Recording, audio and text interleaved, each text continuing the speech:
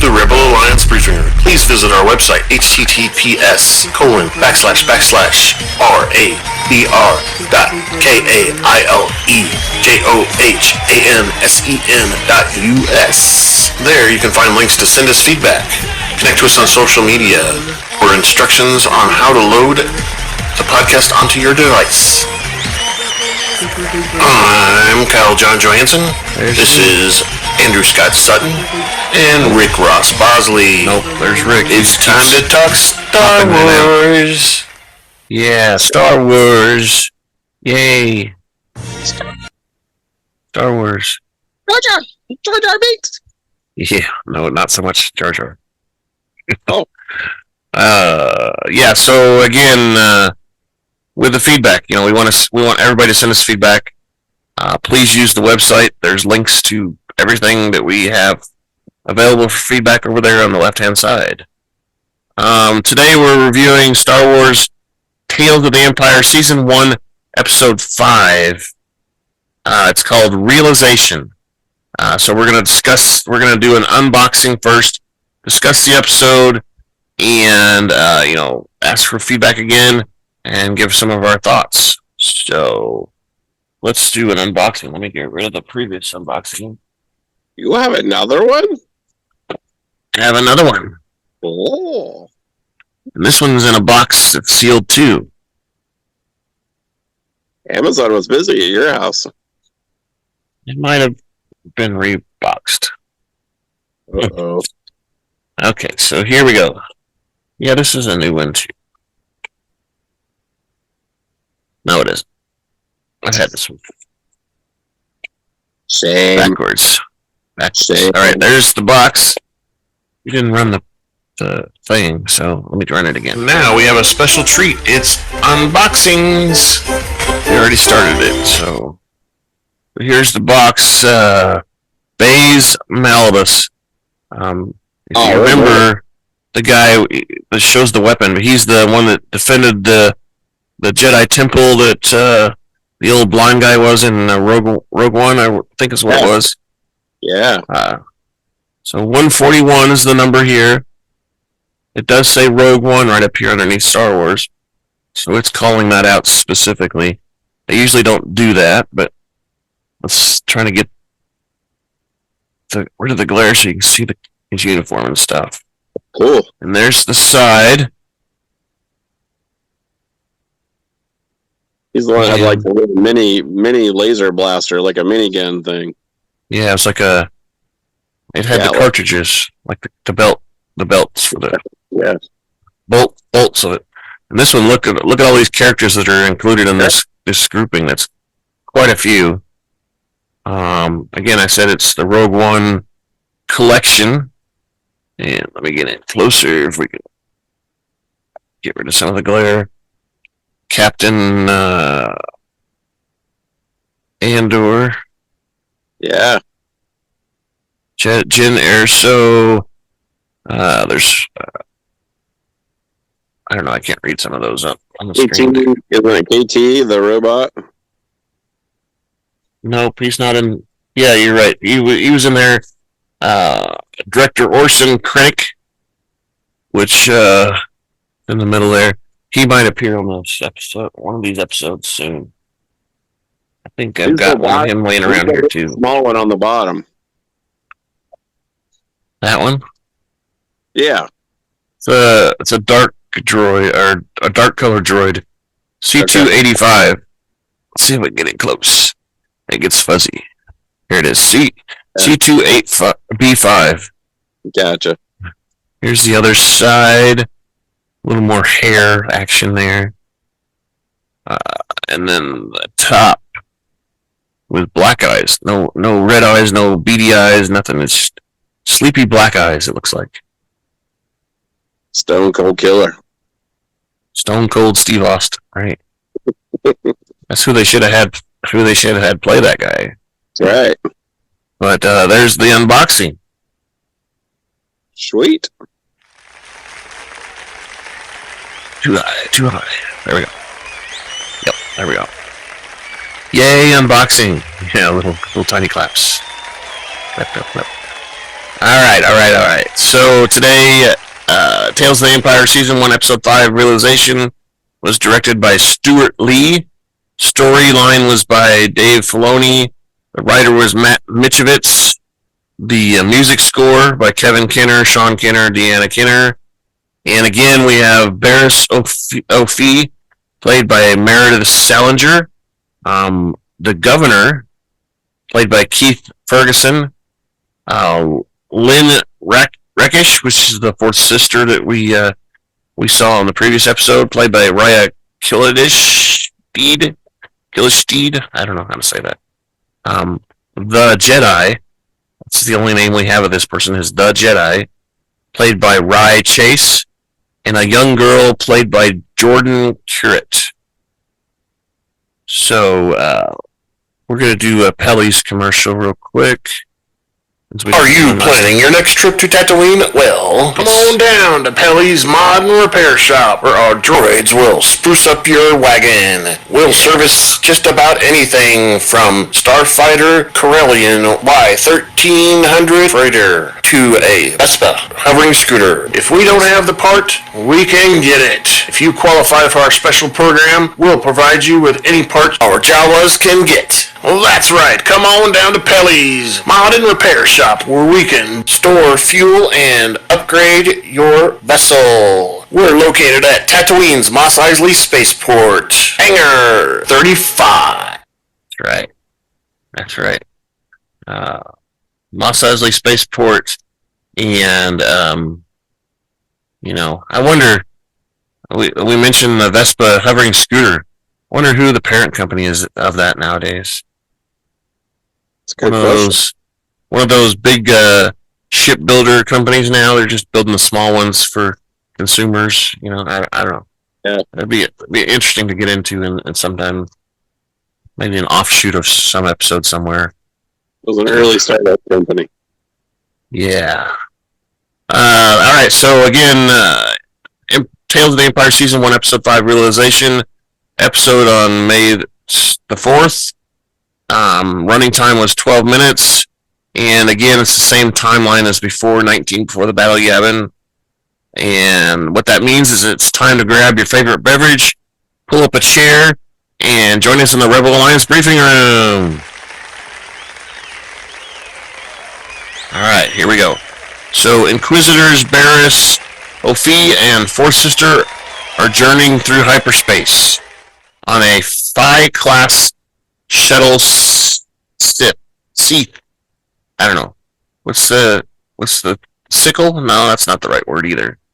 It's something related to the sickle, some sort of wheat cutting device, but it's the name of the shuttle. Scythe. Yep, that's how you say it.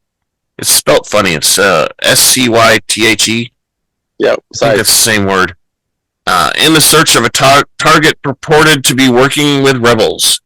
Offee notes that the intel they received is not definitive, as whether the target is a Jedi or not.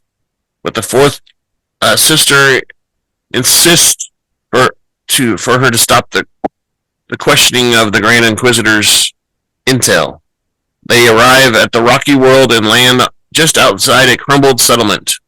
Walking past cowering residents, Offee laminates that the object is lack, meaning there's nobody there. Wondering how the Emperor allowed such suffering on this planet, which we all know that the Emperor caused the suffering, but the Fourth Sister maintains that they would flourish if they were still loyal to the Galactic Empire.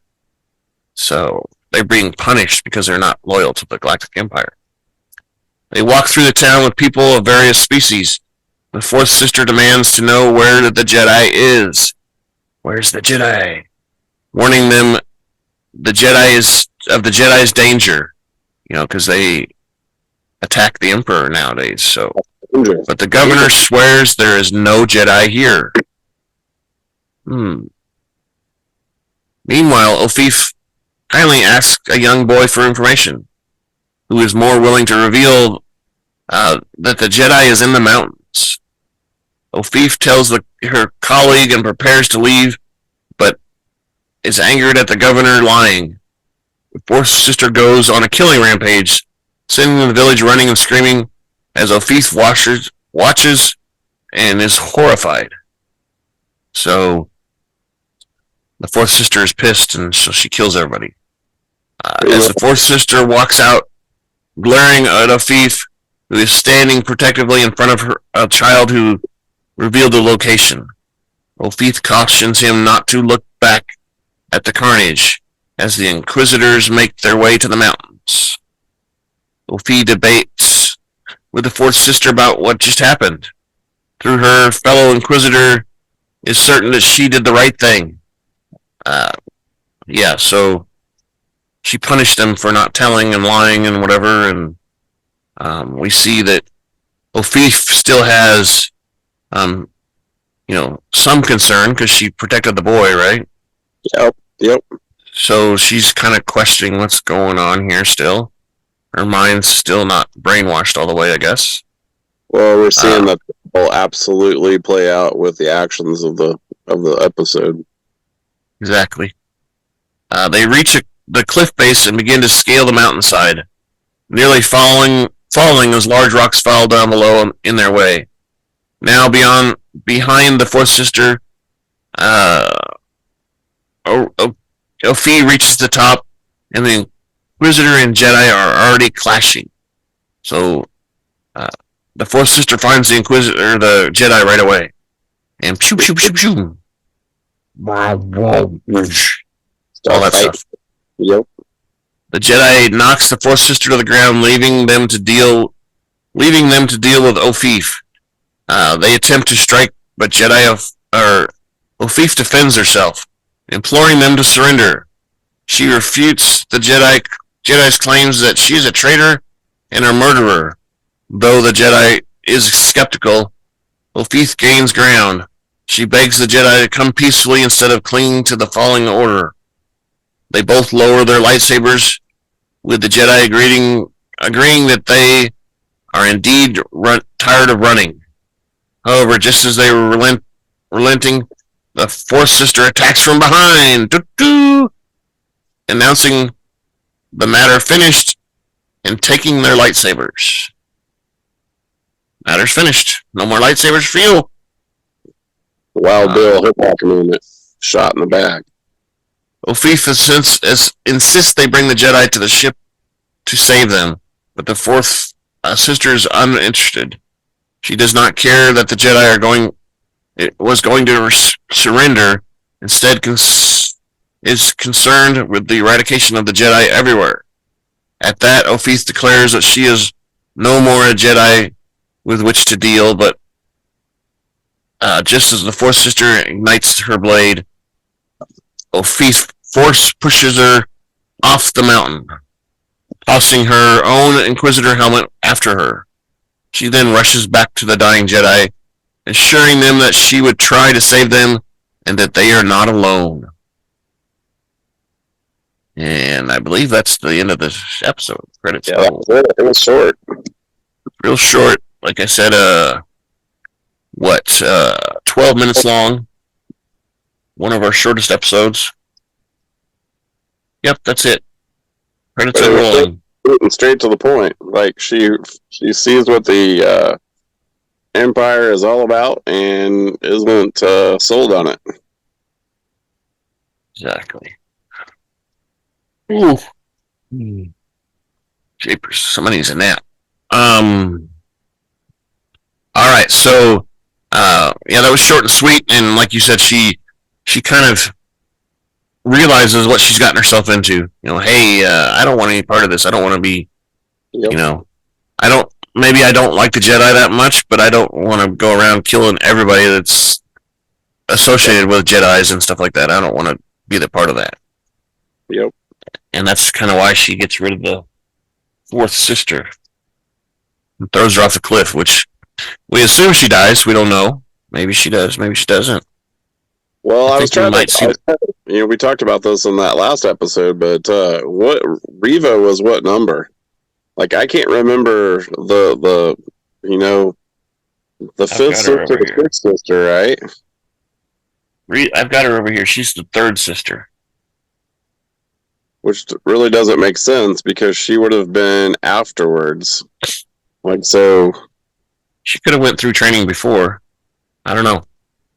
Well, no, she couldn't have, because she was at the temple as a young kid. She was like a young Padawan when Order 66 came through, and Barris and Sister 4 would have been older, so I don't know. It doesn't. Right. I was curious, like maybe they cycle, okay, one's sister, one's dead, the new sister becomes Sister 1, kind of things. I think she was probably trained as a child for the Inquisitors. If you remember, Riva, yes, she was there at the same time, but we saw her as an adult in Obi-Wan Kenobi, which is, after Luke Skywalker has been handed off to his uncle or whatever, and of course is not a teenager, but he's an 8 or 10-year-old kid. So that's at least 10 years from the time that we're at right now, I would say. Yeah, we're before the Battle of Yavin. But am I thinking the wrong thing then? Because I was pretty sure that Riva was the one that tried to save some of the Padawans when she was 7 or 8, right? Yeah, she did, and the Inquisitors intentionally kidnapped children so they could retrain them. I say Inquisitors, but the Empire did. Yeah, but at the first episode is when the attack on the temple happened, and so she'd been young, and Barris was already, I don't know, late teen, early 20s at that point, I'm guessing. Correct. That's correct. I don't know. It's not about, we're going kind of way off, but I just was curious about you have to think of Barris Offee is maybe about the same age as Ahsoka. Yeah. And, Ahsoka,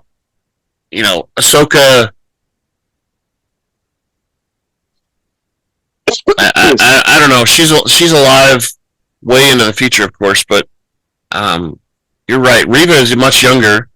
And, we're talking from the current timeline, we're talking maybe 20 years in the future when we see Riva at, Obi-Wan Kenobi and stuff like that, and that live action episode.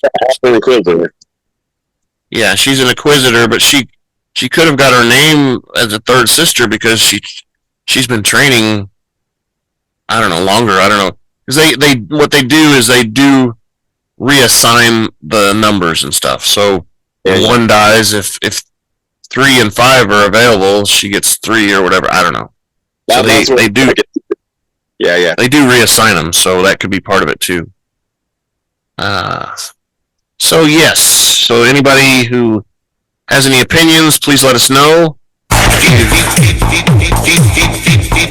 Got feedback links on the left-hand side of the website. You can email us feedback@kylejohansson.us. You can go to our webpage and click on the form that you can fill out. Twitter @super_duper_pod. Blue Sky @Rebel Alliance Briefing Room, all one word. And we're on YouTube, so there's plenty of spaces on YouTube to do comments as well. So please send us as much feedback as you can. Tell us what you think about the episode, what you think about Barris, 4th sister, 3rd sister, 10th sister, which I don't think exists. Just tell us anything we've done wrong, what we've done good. Rick's eyes are mesmerizing and you want to watch us all the time, whatever it is, just tell us. And we'll put it on. So with that, I guess I'll do the outro. Thank you for listening to the Rebel Alliance Briefing Room podcast. Please visit our website where you can play current and past episodes. That's https://RABR.KyleJohansson.us. That's RABR.KyleJohansson.us. On the left-hand side is a navigation menu. You can use this to learn how to load the Rebel Alliance Briefing Room podcast on your Android or Apple phone and tablet. And we have direct links to our podcast on Apple and Google Podcasts. Please participate by connecting to our social media, answering questions of the week, or submitting feedback directly from the site. Again, all of these are available at the Rebel Alliance Patreon website at rabr.kailejohansen.us. This podcast in no way is approved, sponsored, or owned by Lucasfilms Ltd., Disney, Disney Plus, or any of its subsidiaries. All opinions are solely owned by Kyle and or Scott, and in no way express the views or opinions of their past or present employers. Views and opinions are not supported or restricted by Lucasfilms Ltd., Disney, Disney Plus, or any of its subsidiaries. Any rebroadcast, reproduction, or any or other use of this podcast and its affiliate sites without consent of Super Duper Podcast Network and its host is prohibited. Very bad. I am Kyle Johansen, and this is Andrew Scott. Say goodbye now. No jazz hands? Okay, sorry. Alright, so have a good time, and we'll be back here shortly. Scan that barcode. That'll get you to our website for the podcast